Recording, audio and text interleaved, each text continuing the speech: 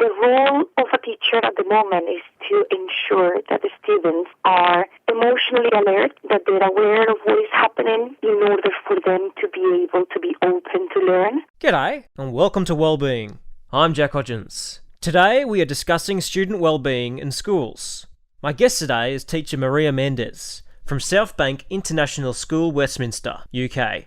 Maria is passionate about the area of wellbeing amongst her students and is here today to share from a teacher's perspective what an educator's role is when it comes to it. Hello Maria, and welcome to Wellbeing. Hello, how are you? I'm very good. Before we begin, could you tell us a little bit about yourself, Maria? Absolutely. So my name is Maria Mendez, and I am a Spanish teacher at an international school in central London. I have been, teaching for probably 13 years now in different, schools around the UK, boarding schools especially, and I have a huge interest in well-being. What is a teacher's role when it does come to student well-being? Well, the teacher's role is absolutely changing at the moment. I remember when it was all about creating a PowerPoint and just teach your lesson. It's so much more complex right now with everything that is happening around the world, the external factors we are experiencing. The role of a teacher at the moment is to ensure that the students are emotionally alert, that they're aware of what is happening within themselves in order for them to be able to be open to learn. And as I say, because there are so many things going on. So basically, I think the role of a teacher is basically listen to the students more than ever, be there for them, and facilitating those conversations, facilitating the fact that they need to open out, that they need to talk in order to be in the right frame of mind to learn. What kind of topics fall in line with student wellbeing? Okay, so we have seen the well-being evolving. If you ask me before the pandemic, I will have possibly mentioned that we focused on the physical well-being, exercising, nutrition. That was the main focus of our program at the school. And obviously mental well-being, all the social aspects, all the emotional aspects. But after the pandemic, we have to throw as well the digital well-being to the package. By digital well-being, I mean talking about productivity, procrastination, relationships online, so how to organize yourself in an online environment, how to make the most of your learning. So yes, basically it really depends on the context of your school, of your community. For us, what we do is try to be as creative as we can to help the students to have just a better outlook in life, because they do the IB as well, which is a very, very intense program, the International Baccalaureate. So it's getting that balance and it's making them, see things in a more positive way. What are some issues that students come to schools with or come to teachers with that they might be struggling with? It totally depends, obviously, on the relationship, between the student and the teacher, but mostly it will be about workload at the moment. It will be possibly about social media. So we have not only obviously our academic program, we are seeing that now more than ever, having a strong and, as I say, creative pastoral program is crucial. It's crucial for the development and for the good performance, of the school, for the community. So they will come about absolutely everything. As I say, social media is one of the biggest topics that we confront as teachers, questions about that. But they are always very willing to open up. I think adolescents are always trying to find that comfort. Are always trying to find that contentment that they struggle to find, and they want sometimes adults to really help them to vocalize and to be vocal about their feelings. So yes, I will say that if you get a teenager to talk about their thoughts and feelings, I think you're doing the right thing as a teacher. You mentioned social media there. Is social media something that, from your perspective, that has a negative effect on students? I have discussed this a lot with my own students and with my colleagues, and I think social media can be good, and I would say that we need to be fair. We need to be fair and to understand that it has some benefits. For example, I have students who manage to relax with TikTok by going to, I don't know if you have here in Australia the ASMR channels, which are channels basically with people helping you to relax by cooking, by chopping things, by all these soothing sounds. So that's something new to me that I discovered last week. So in that aspect, yes, it has some benefits. Students are using that to connect as well with others. And in an international school, for example, they have friends all over the world, so in Australia, everywhere. So that is a positive thing. We need to be fair with that. However, we know that social media can induce a very unhealthy habit, which is comparing yourself with others. And I think that is something really, really difficult for adolescents to deal with. So I think it is our role to alleviate that, that peer pressure by helping them to be unique individuals, by chatting about social media, by chatting about realistic expectations, and by chatting about what they put out there. So yes. And I think you mentioned a really good point there. You mentioned that social media can sometimes make people compare themselves to others. And that kind of brings me to the topic of body image. Do you think that body image is something that schools really should be focusing on? Absolutely, and it's part of the UK program, or as we call PSHE, our pastoral program. There is a program set up by the government, and you teach that compulsory from age 11 to 15.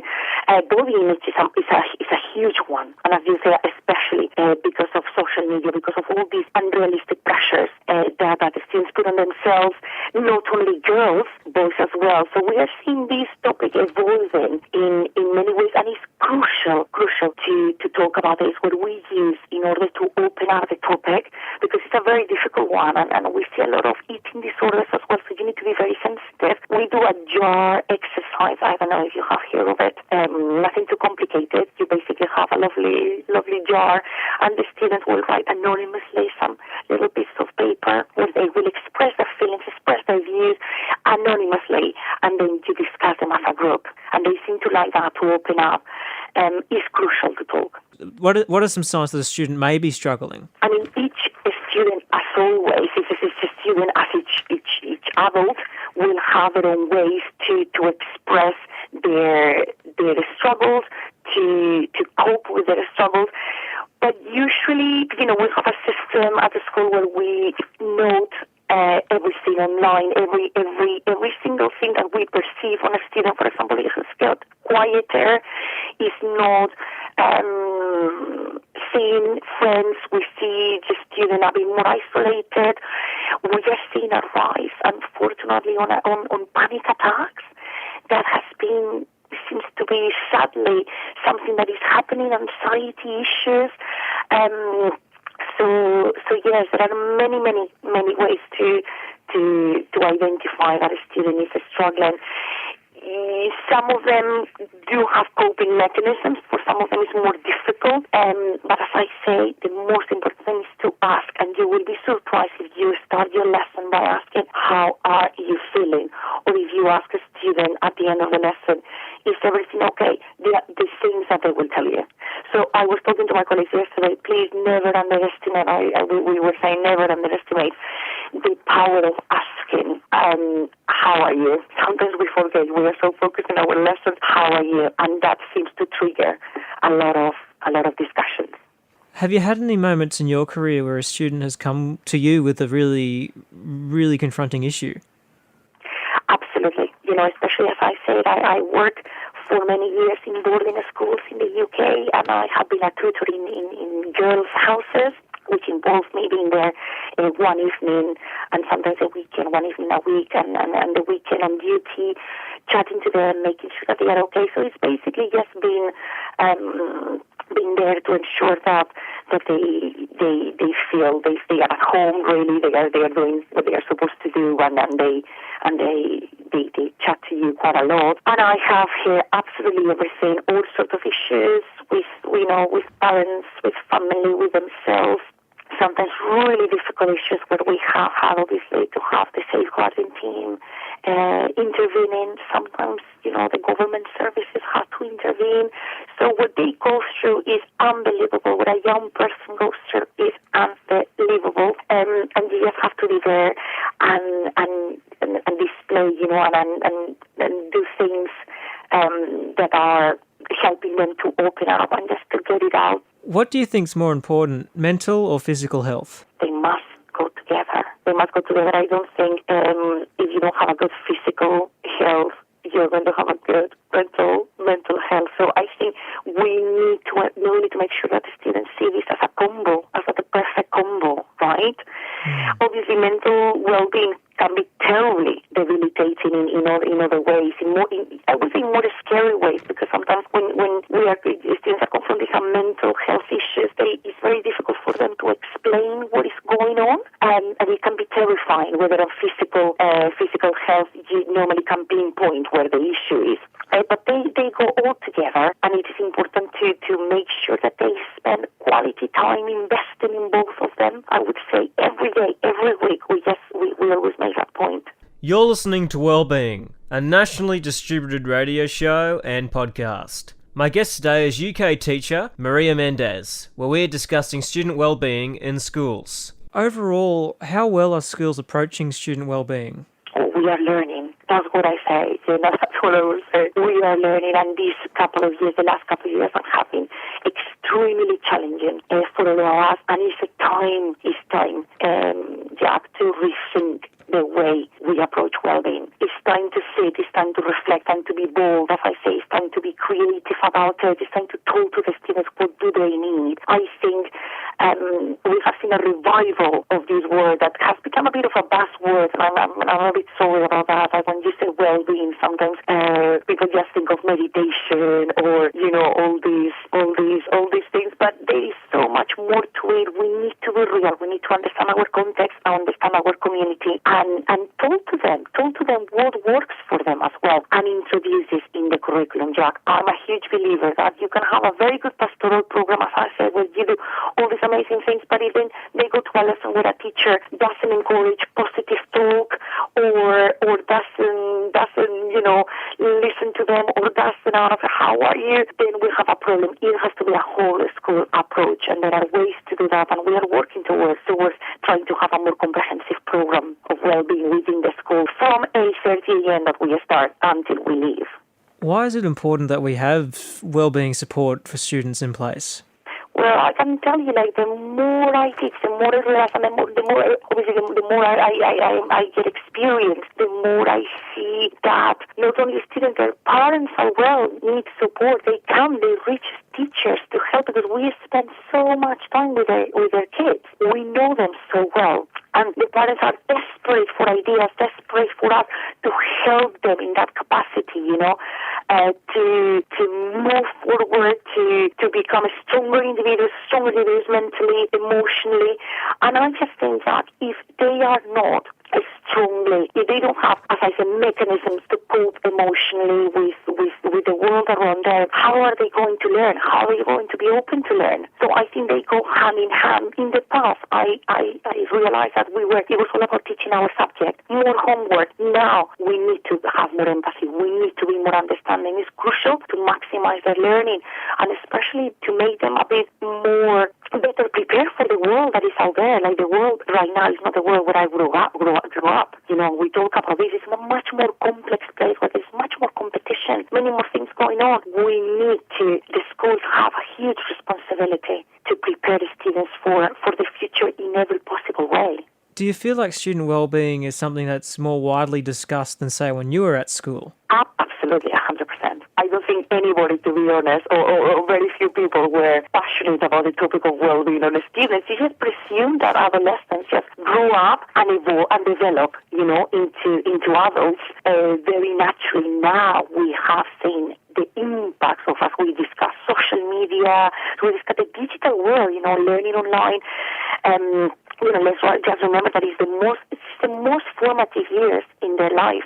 And I think there are more studies now. We understand better. The teacher's training is better. I went to a course on understanding development in adolescents, right? That was the title. And we were just exposed to all these things, all the changes in their brains, in their feelings, in their thoughts. So we are definitely now better prepared. There are more conversations amongst teachers. There is more training, and that is good. We must continue developing that. When it comes to well-being, how does the school and parents of a student interact?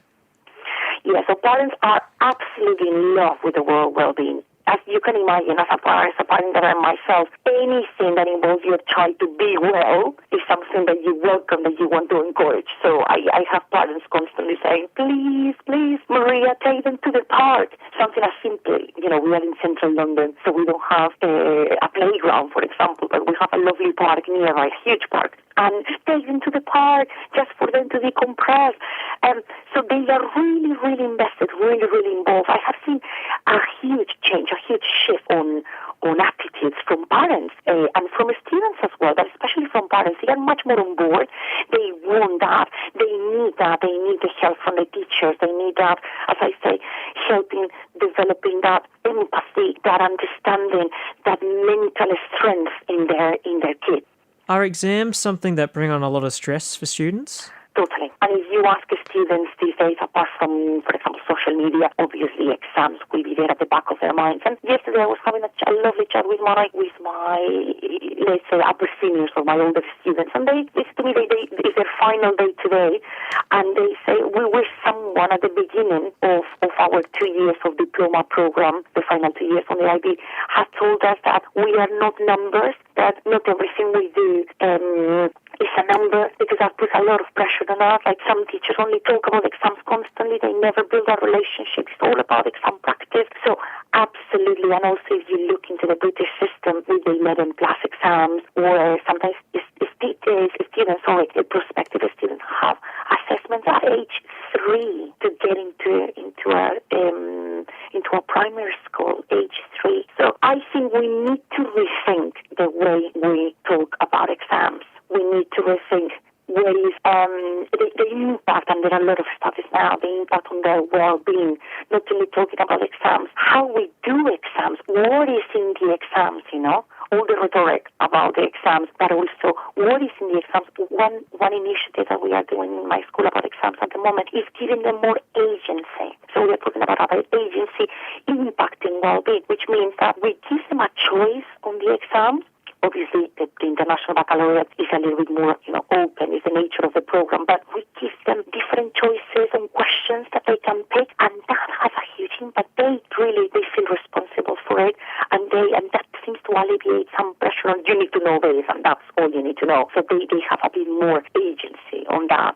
What do young adults need during their schooling years so they can be set up for life?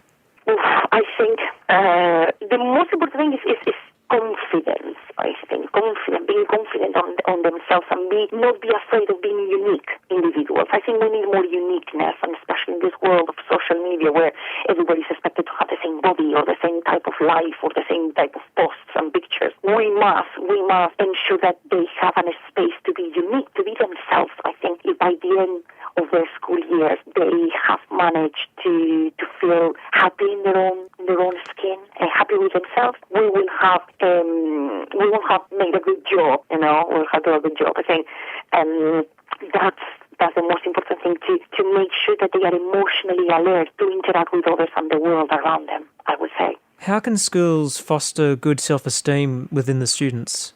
Yes, as I say, it's the community's job, and this requires discussions amongst staff. So it starts with the staff, but it also, when I say staff, I say teachers, but the administration staff, the receptionist, all of them need to make sure that it is a nurturing environment. I believe in the power of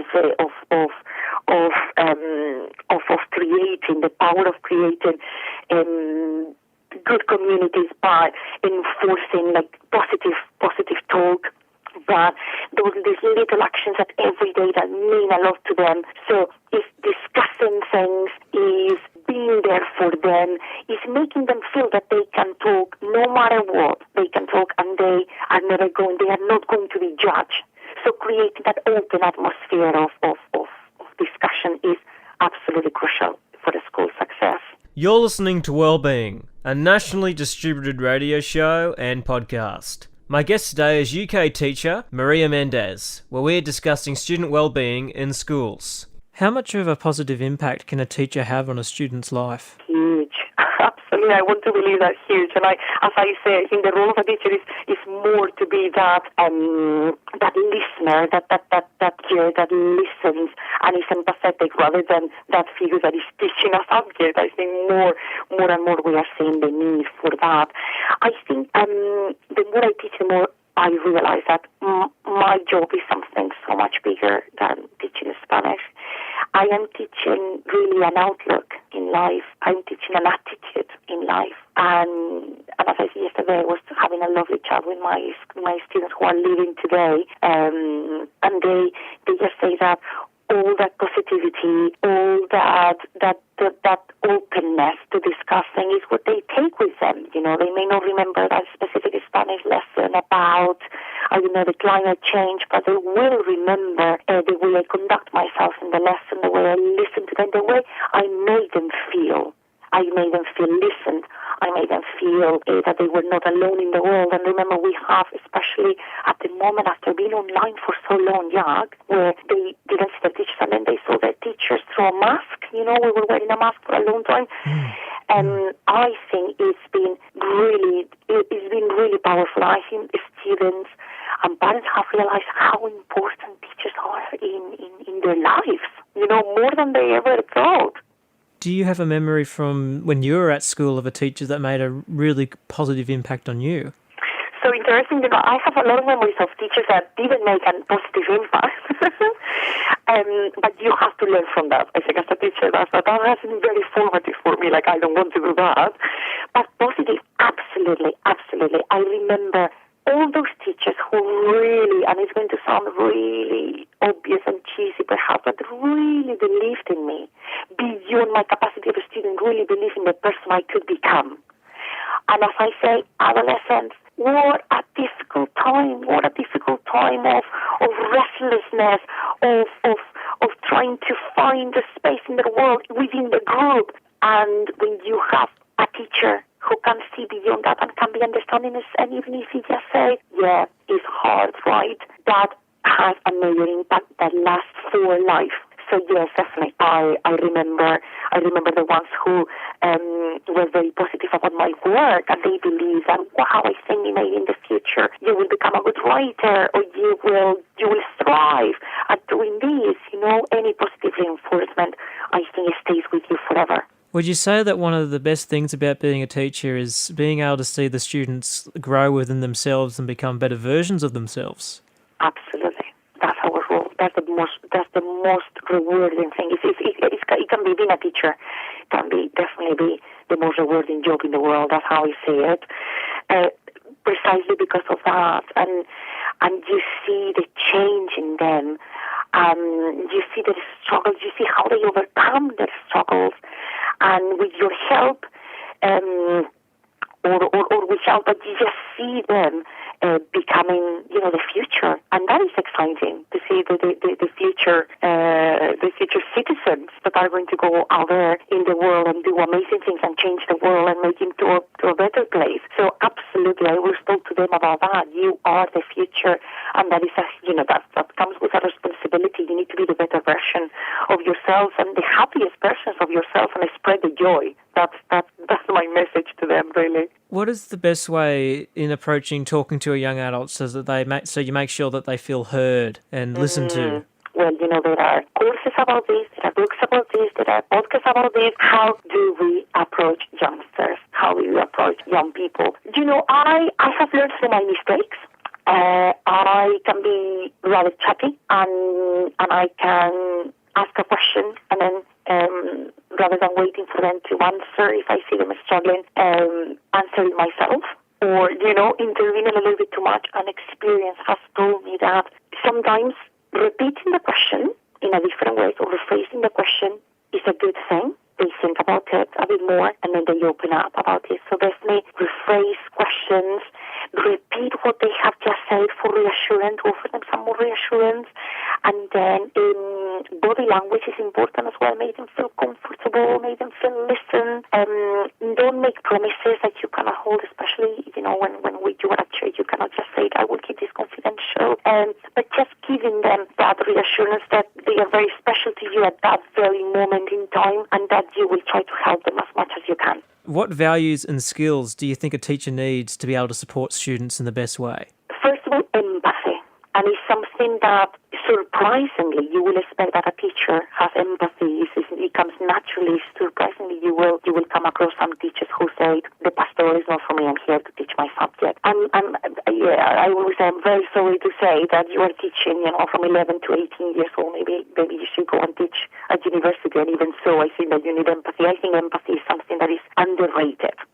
We need to help teachers to establish true connections, authentic connections, to develop good relationships with their students, because that will have the biggest impact in the way they teach the subjects, in the way the subjects are taught and learned. So yes, I guess empathy is one of them, and also positive talking.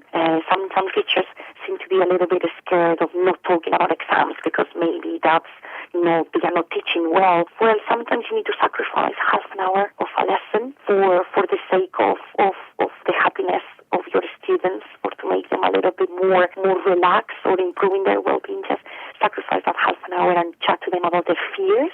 So I think teachers need to be open to these discussions, be more empathetic, and also be a bit more creative, Jack. I think I'm all about, I read a lot, I listen to a lot of things, and I try to bring that creativity into my lessons when it comes to well-being, when it comes to the skills I have developed over the years. A few years ago, I would have never started my lesson with a little body scan meditation. These days I do, and I think most of them love it, and if they don't, we talk about that. Did it help you in any way? Will it help you in your life? So definitely empathy, creativity, and more positive talk, more positivity. Where do you see the topic of student wellbeing and skills going in, say, 50 years in the future? Oh, okay, so I would love to see that in 50 years we got this, and I don't think we will ever manage to have like a perfect program, because as I say, the well-being is evolving, your community is evolving, your context is evolving, it's changing constantly. But I hope in 50 years, or even, I don't know, in 5 years, let's say, we have got the basics right. I think at the moment, as I say, well-being is such a buzzword, and I feel that some schools want to be a bit too fancy, with introducing things that are a little bit, I wouldn't say too crazy, but that they don't have the effectiveness that we want. So I think let's start small, but let's try it in 50 years for the students to be willing to do meditations without being not judged, or something like comes to them naturally to meditate. It's a natural thing to write their gratitude journals, to be aware that the acts of kindness have an impact in their well-being, to be mentally resilient. I think, I hope in 50 years the way we teach has evolved in a way that we are not only teaching learners, we are also teaching individuals in a much more comprehensive way. Well, thank you for your time today, Maria. Oh, gosh, I hope you can get something out of that. My guest today was teacher Maria Mendez from Southbank International School, Westminster, UK. And if you like this content, check out the Wellbeing podcast for more. Thank you for listening. I'm Jack Hodgins, and all of us at Wellbeing wish you well.